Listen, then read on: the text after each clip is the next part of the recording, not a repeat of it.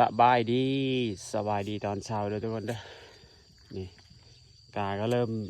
ยาวแล้วทุกคนเด้อดำได้แล้วแต่ว่านี่เบิ้งบ่มีน้ำทุกคนเนาะมันแรงว่าสีดำแต่มันแรงทุกคนเนาะแต่ว่ากาเนี่ยพอได้ดำแล้วมันยาวเลยทุกคนเด้อเบิ้งน้ำนี่บ่มีเลยนี่แห้งแกเดเลยนี่เห็นปะบรรยากาศท้องนานะครับเนาะบานลำถ้วยเนาะทุกคนก็สิประมาณนี้นะครับบานลำถ้วยท้องนาอยู่ไหนอยู่ไหนคือเกาขึ้นคันนาแล้วกันเนาะ เอามาปานคันนากาแต่ว่านามันบ่มีแล้วมัน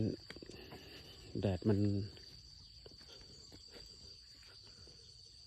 หลายมือฝนหมดตก